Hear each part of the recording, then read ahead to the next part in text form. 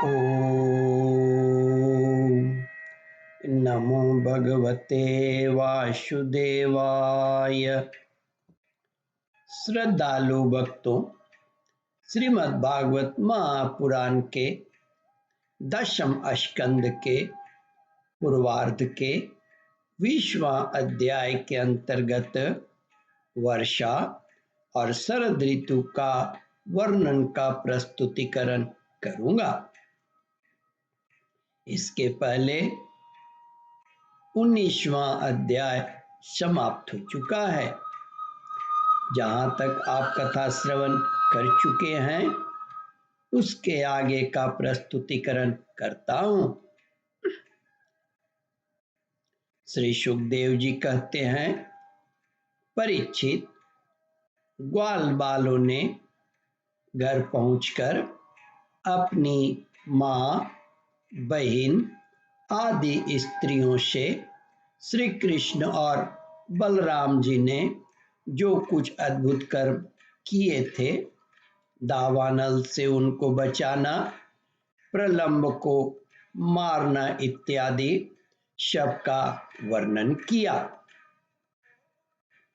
बड़े बड़े बूढ़े गोप और गोपियां भी राम और श्याम की अलौकिक लीलाएं सुनकर विस्मित हो गई। वे सब ऐसा मानने लगे कि श्री कृष्ण और बलराम के वेश में कोई बहुत बड़े देवता ही ब्रज में पधारे हैं। इसके बाद वर्षा ऋतु का शुभागमन हुआ। इस ऋतु में सभी प्रकार के प्राणियों की बढ़ती हो जाती है। उस समय सूर्य और चंद्रमा पर बार बार प्रकाशमय मंडल बैठने लगे। बादल, वायु, चमक, कड़क आदि से आकाश क्षुब्ध सा दिखने लगा। आकाश में नीले और घने बादल घिर आते, बिजली कौंधने लगती, बार बार गड़गड़ाहट सुनाई पड़ती, सूर्य, चंद्रमा और तारे ढके रहते। इससे आकाश की ऐसी शोभा होती जैसे ब्रह्म स्वरूप होने पर भी गुणों से ढक जाने पर जीव की होती है। सूर्य ने राजा की तरह पृथ्वी रूप प्रजा के 8 महीने तक जल का टैक्स कर ग्रहण किया था। अब समय आने पर वे अपनी किरण करों से फिर उसे बांटने लगे। यानी कि वर्षा को जो गर्मी में 8 महीना खींचते हैं, ये 4 महीना में वर्षा करके बांटने लगे। जैसे दयालु पुरुष जब देखते हैं कि प्रजा बहुत पीड़ित हो रही है, तब वे दया प्रवश होकर अपने जीवन प्राण तक निछावर कर देते हैं।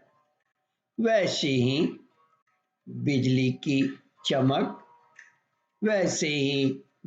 की चमक से शोभायमान घनघोर बादल तेज हवा की प्रेरणा से प्राणियों के कल्याण के लिए अपने जीवन स्वरूप जल को बरसाने लगे।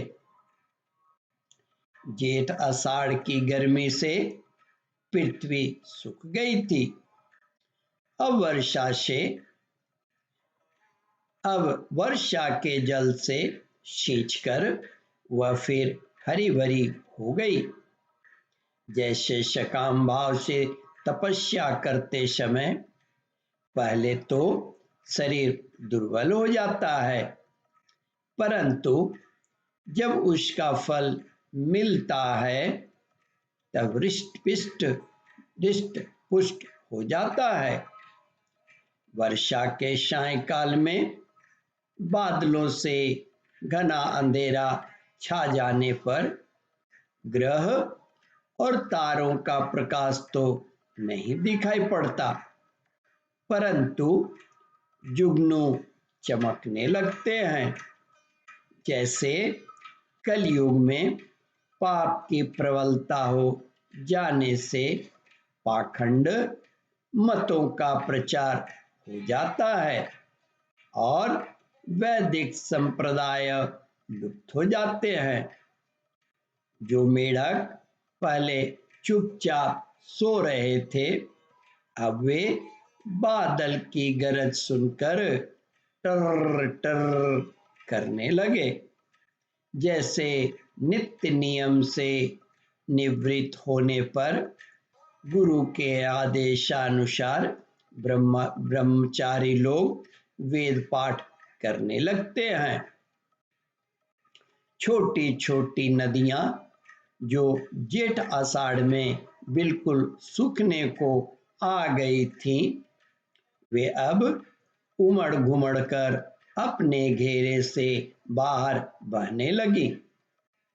जैसे अजितेंद्रिय पुरुष के शरीर और धन संपत्तियों का कुमार्ग में उपयोग होने लगता है।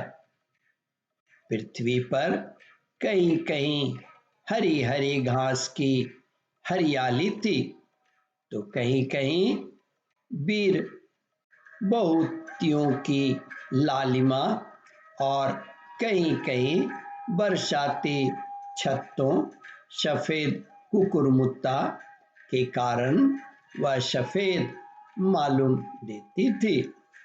इस प्रकार उसकी ऐसी शोभा हो रही थी मानो किसी राजा की रंग बिरंगी सेना हो। सब खेत अनाजों से भरे पूरे लहलहा रहे थे। वहां की हरियाली देखकर किसान तो मारे आनंद के फूले न समाते थे, परंतु सब कुछ प्रारब्ध के अधीन है।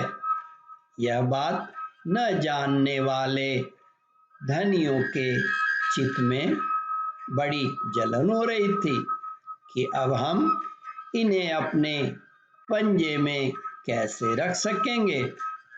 ओम परमात्मने नमः। श्रद्धालु भक्तों, इस कथा को ध्यान पूर्वक श्रवण मनन और इसका चिंतन करें।